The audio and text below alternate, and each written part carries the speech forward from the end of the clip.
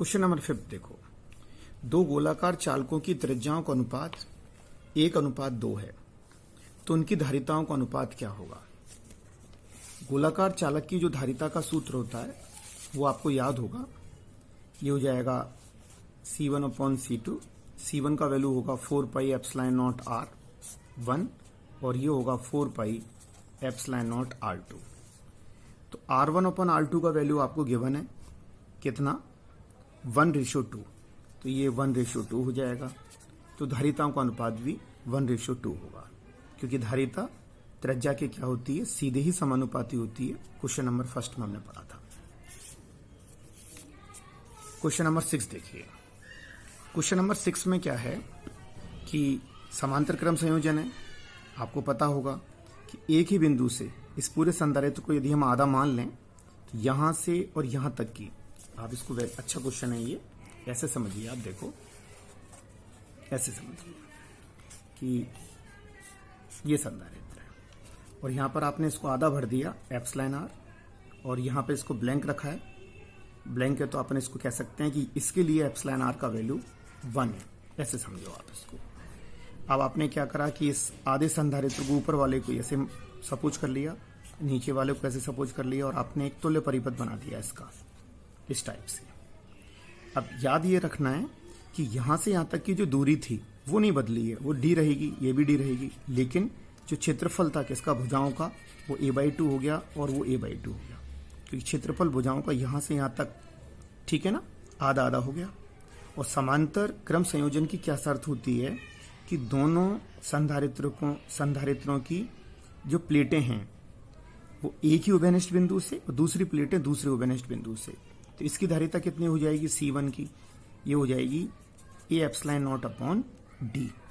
तो d तो वही रहेगा, a कितना हो जाएगा, जस्ट हाफ हो जाएगा a/2 और ε0 के साथ क्या आ जाएगा εr, और C2 कितना हो जाएगा A/0 वही d और a कितना हो जाएगा जस्ट हाफ और ये हो जाएगा 1। तो इन दोनों को जब अपन ऐड करेंगे तो ऐड करने के बाद कॉमन क्या आएगा, क्योंकि ये दोनों क्या हैं, समांतर क्रम संयोजन है, तो तुल्य धारिता कितनी होगी, C1 + C2।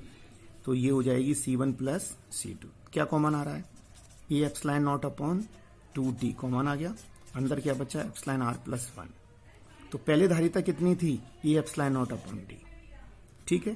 तो इसको हम क्या लिख सकते हैं, ε0/d को c, ये हो जाएगा c/2 और ये हो जाएगा εr + 1, ये इसका आंसर होगा, c/2 εr + 1।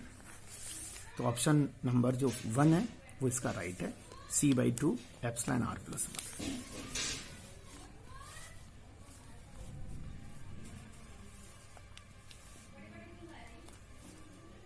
नेक्स्ट क्वेश्चन देखो कि समान त्रिज्या तथा समान आवेश की पारे की 8 बूंदें परस्पर मिलकर एक बड़ी बूंद बनाती हैं, तो बड़ी बूंद की धारिता प्रत्येक छोटी बूंद की धारिता की तुलना में क्या होगी। 8 छोटी बूंदें, इनको प्लस करके एक बड़ी बूंद बन गई। बड़ी बूंद की त्रिज्या r है, छोटी बूंद की त्रिज्या r है। कैपिटल R और स्मॉल r में क्या संबंध होगा, कितनी बूंदें हैं, 8, तो 4/3 πr³ और 4/3 कैपिटल πr³। 4/3 पाई से पाई कैंसिल, तो ये कितना हो गया 8r³ इज इक्वल टू, ये हो गया अपना capital R³। Capital R is equal to 2r, क्योंकि 8 को हम लिख सकते हैं 2 की घात 3, तो 2r आ गया। अब वो क्या कह रहा है आपसे कि प्रत्येक छोटी बूंद की धारिता की तुलना में बड़ी बूंद की धारिता क्या होगी, c 4πε0r, और छोटी बूंद की धारिता क्या होगी, ये तो c डैश कर लेते हैं, 4πε0 स्मॉल r, और बड़ी बूंद की कैपिटल R को हम लिख सकते हैं 4πε0 × 2r। ये निकाला था हमने r और स्मॉल r में संबंध, तो दुगना हो जाएगा, 4πε0r तो ये हो गई, तो c डैश का वैल्यू कितना हो जाएगा 2 × c। तो c क्या है, छोटी बूंद की धारिता, और c डैश क्या है, बड़ी बूंद की धारिता।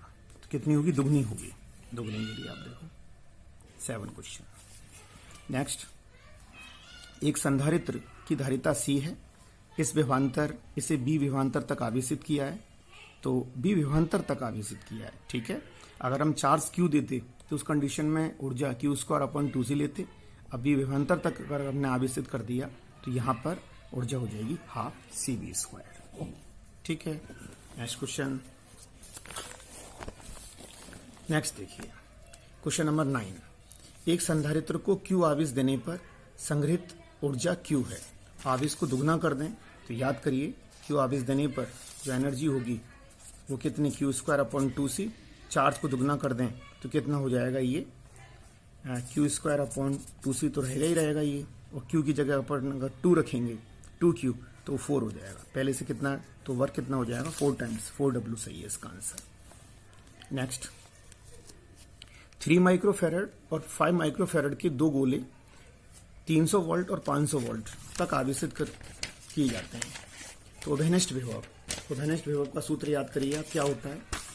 ओवेनिष्ट विभव का सूत्र था अपना, याद करो आप, V = C1V1 plus C2V2 upon C1 plus C2।